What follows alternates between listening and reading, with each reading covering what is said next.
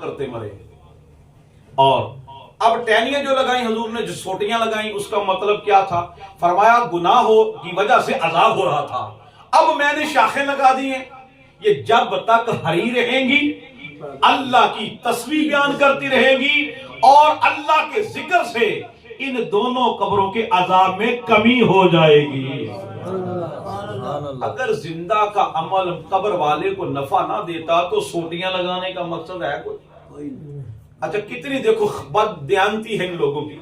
ایک دوسرے مسلک کا بڑا مولوی ہے، اس کو مفتی کہتے ہیں، وہ ایک ٹی وی چینل پہ بیٹھا ہوا تھا تو کسی نے پوچھا اس حدیث کو بیان کر کے کہ آپ کا اصحال ثواب کے بارے میں کیا عقیدہ ہے. تو یہ حدیث انہوں نے بیان کی کہ بخاری شریف کی حدیث ہے، سرکار نے 2 سوٹیاں لگائی، ٹہنیاں لگائی. کہتا جی یہ ٹھیک ہے یہ لگا سکتے ہیں، تو کہتا ان سے فائدہ ہوتا ہے؟ کہتا ہوتا ہے. تو پھر قرآن سے کہتا نہیں قرآن کا مطلب یہاں نہیں. کتنا بدبخت ہے وہ ندان، اگر سوٹیاں نفع دے سکتی ہیں تو اللہ کا قرآن نفع نہیں دے سکتا. سوٹیاں قبر والے کو نفع دیتی ہیں تو جو بیٹا والدین کے لیے کل پڑھے کیا ان کو نفع نہیں ہوگا؟ قرآن پڑھے، مصطفیٰ پہ درود پڑھے، کوئی عمل بھی کرے، صاحب قبر کو بھیجے، اللہ اس کے اس ثواب کی برکت سے ان کی قبروں کو جنت کا باغ بنا دیتا. اس سے بھی پتا چلا کہ زندہ کا عمل قبر والے کو نفع دیتا ہے. بخاری شریف کی حدیث پاک ہے، ایک صحابی آیا، عرض کیا رسول اللہ میری والدہ نے منت مانی تھی کہ میں حج کروں گی. یا رسول اللہ وہ حج نہیں کر سکی، انتقال کر گئی، تو کیا میں اس کی طرف سے حج کر سکتا ہوں؟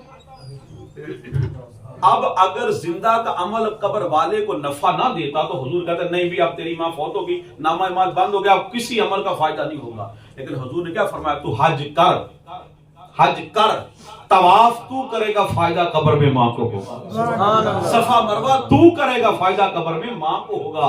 پتا چلا بعد وصال کسی کے نام کا حج کرو، کسی کے نام کا عمرہ کرو، کسی کے نام کے نوافل پڑھو، کسی کے نام کا بکرا دو تو پھر بھی ثواب پہنچتا ہے. سبحان اللہ. مصنف ابن شیبہ، یہ امام بخاری کے بھی دادا استادوں سے بھی پہلے کے بزرگ ہیں، پہلی صدی کے قریب کے بزرگ ہیں، مصنف ابن شیبہ. اب انہوں نے لکھا ہے حدیث پاک کہ ان اللہ عز و جل لا یرفع درجہ للعبد صالح فی الجنہ. ایک بندہ قبر میں لیٹا لیٹا اپنے درجے کو جنت میں بلند دیکھے. اب نامہ اعمال جب بند ہو جاتا ہے نا تو اس کے بعد درجہ بلند ہونا واقعی یہ حیرت کی بات ہے. اب میرے آقا نے فرمایا جب بندہ لیٹا قبر میں ہوگا جنت میں درجے بلند ہو جائیں گے تو وہ کہے گا یا اللہ فیقول یا ربی انی لہذی، یہ کیسے ہوا؟